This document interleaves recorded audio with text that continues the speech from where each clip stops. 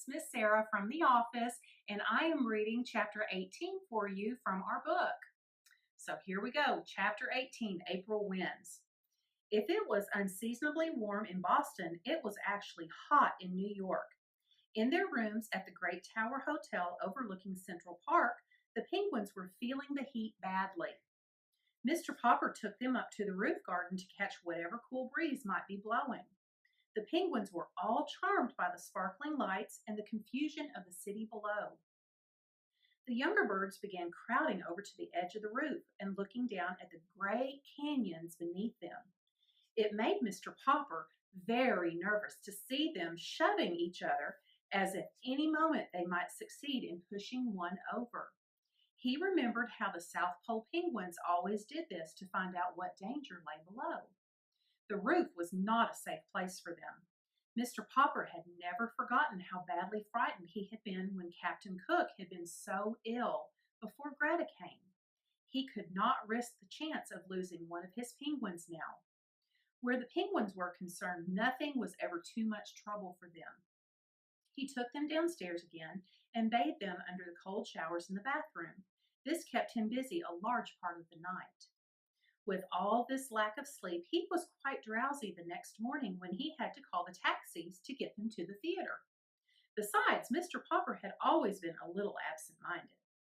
That is how he made his great mistake when he said to the first taxi driver, "Regal Theater." "Yes, sir," said the driver, threading his way in and out of the traffic of Broadway, which greatly interested both the children and the penguins. They had almost reached the theater when the driver suddenly turned. "Say," he said, "don't you mean to say those penguins are going to be on the same bill with the Swenson seals, do you?" "Well, I don't know what else is on the bill," said Mr. Popper, paying him. Anyway, here's the Regal." And they piled out and filed onto the stage entrance. In the wings stood a large, burly, red-faced man. "So these are the Popper performing penguins, huh?" he said. "Well, I want to tell you, Mr. Popper, that I'm Swen Swenson, and those are my seals in there on the stage now. And if your birds try any funny business, it'll be too bad for them. My seals are tough, see? They'd think nothing of eating 2 or 3 penguins apiece." From the stage could be heard the hoarse barks of the seals, who were going through their act. "Papa," said Mrs. Popper, "the penguins are the last act on the bill. You go run back and get those taxis, and we'll let the penguins ride around a while until it's time for their number." Mr. Popper hurried out to catch the drivers. When he returned, it was too late. The Popper performing penguins had already discovered the Swenson seals. "Papa, I can't look!" cried the children. There was a sound of dreadful confusion on the stage. The audience was in an uproar, and the curtain was quickly rung down. When the Poppers rushed onto the stage, both penguins and seals had found the stairway leading to the Swenson dressing room and were on their way upstairs. "I can't bear to think what's happening up there," said Mr. Popper with a shudder. Mr. Swenson only laughed. "Ha! I hope your birds were insured, Popper," he said. "How much were they worth?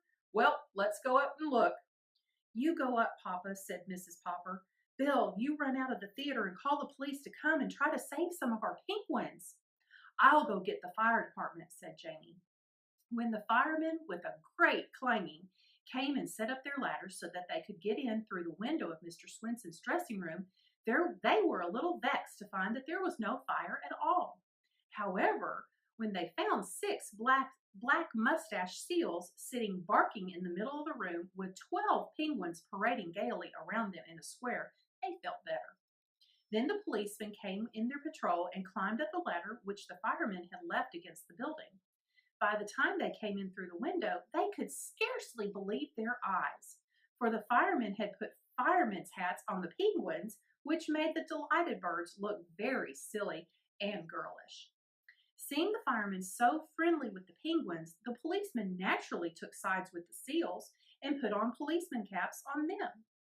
The seals looked very fierce with their long black mustaches and black faces underneath.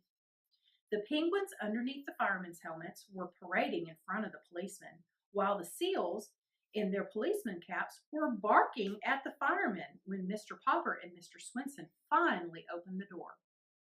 Mr. Popper sat down His relief was so great that for a moment he could not speak. "You policemen had better get your half off my seals now," said Mr. Swenson. "I got to go down on the stage and finish the act now." Then he and his 6 seals slipped out of the room with a few parting barks. "Well, goodbye, ducks," said the firemen, regretfully removing their helmets from the penguins and putting them on their own heads. Then they disappeared down the ladder. The penguins, of course, wanted to follow, but Mr. Popper held them back. Just then the door flew open and the theater manager burst into the room. "Hold that man," he shouted to the policeman, pointing to Mr. Popper. "I have a warrant for his arrest." "Who, me?" said Mr. Popper in a daze. "What have I done?" "You've broken into my theater and thrown the place in a panic. That's what you've done. You're a disturber of the peace." "But I'm Mr. Popper, and these are my performing penguins, famous from coast to coast." "I don't care who you are. You haven't any business in my theater." "But Mr. Greenbaum is going to pay us $5,000 for a week at the Regal." "Mr. Greenbaum's theater is the Royal, not the Regal. You've come to the wrong theater. Anyway, out you go, you and your performing penguins. The patrol is waiting outside." Thanks a lot, boys and girls. I'm glad I got to read for you.